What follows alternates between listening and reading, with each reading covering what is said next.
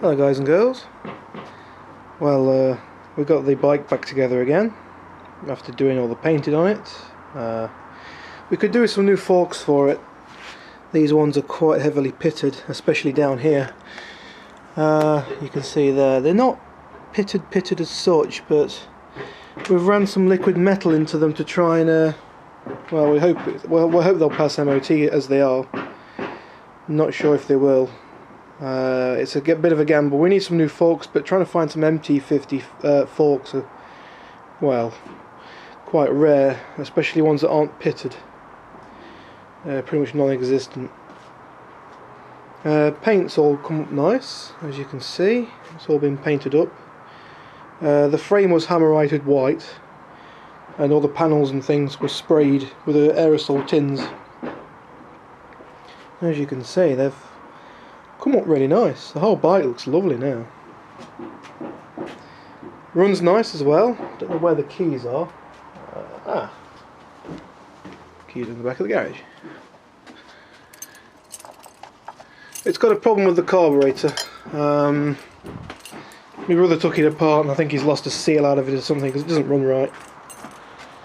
You have to run it with the choke out all the time. But we've got a new carburetor coming through for it anyway, because the old one is knackered. The injector's completely worn, the float bowl is completely worn. The whole thing is pretty much worn out on the carburetor side, but she'll still start up. Typical Honda.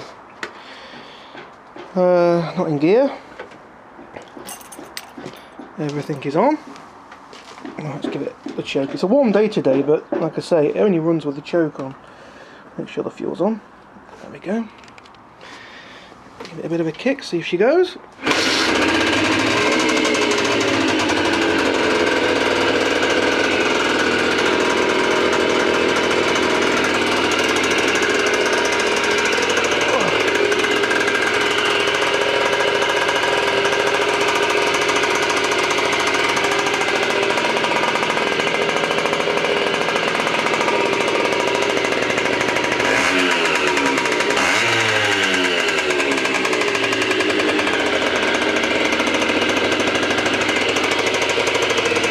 Yeah, it runs quite well.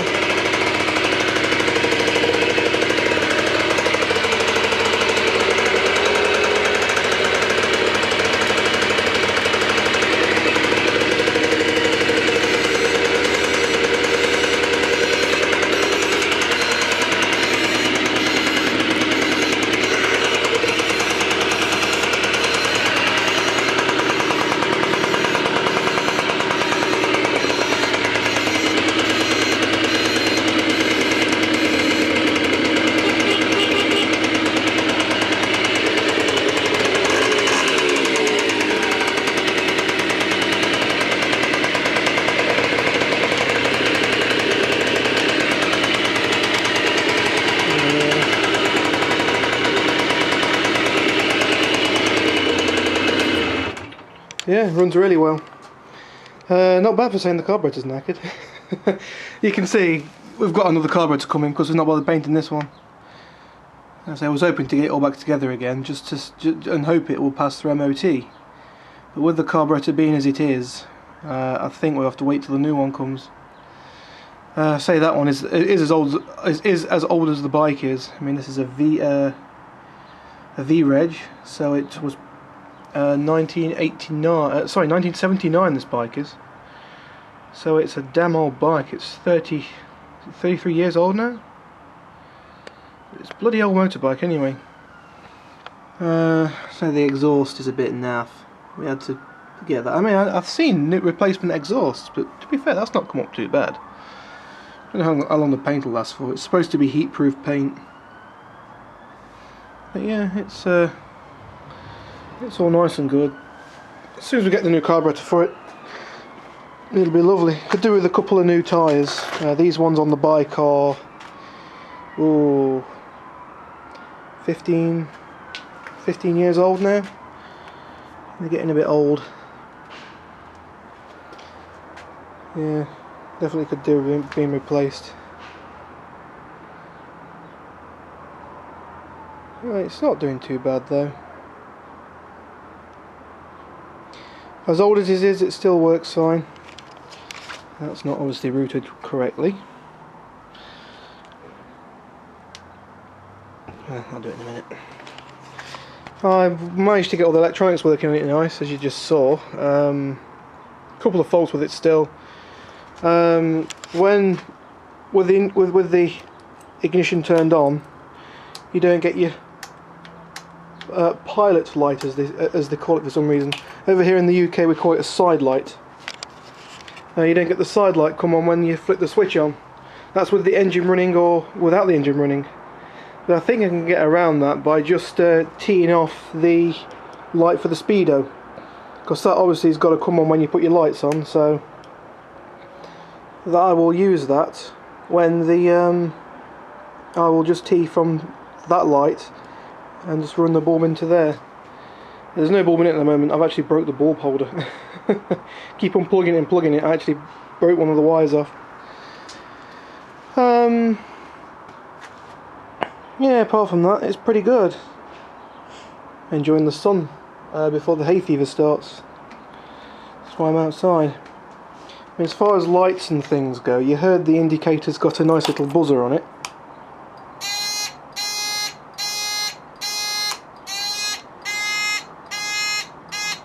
Doesn't do bad for saying it's 6 volts. The bulbs are quite dim in there because they're actually 12 volt bulbs stuck in there. We ran out of 6 volt bulbs and I just stuck some 12 volts in. Now we've got some on order, so hopefully it'll be all good. Had a new battery put on it, which is nice. My brother did a dead good job painting up the exhaust and the engine. I think he did a really cool job with that. Could do with getting some silver paint around the wheels. The chrome is a little bit gone. Maybe with a Brillo pad we can get it back up again and look somewhat decent. But when I used to be tazzing around on this little bike, I actually amorited the spokes silver, and they came up somewhat. I mean, they all sound good when you do the test with the spanner going round, and they're all still tight and nice. But yeah, the front brake's a bit iffy on this. Had a bit of a ride up and down here, and you can see you can pull the front brake right in, which is not very good. Need a new front brake cable, as it's pretty old. I think the cable's actually as old as the bike is, so super stretchy. It's like pulling a rubber band apart. That's what the brakes are like on this. It's really bad. But yeah, that's about it, guys, for this video, I think. Oh, another thing I need to get for it is a strap for the battery, because the battery strap, the original one, had perished. So we've got all the original toolkit for it and everything. We've still not put all the stuff back on it again, because we're either painting it or not. There's still quite a few things in here. It's gone really dark on my camera. Let's shed some light on the subject, shall we? Not much, but it'll do. Wherever it all is, there's some bits that could be in there, I bet.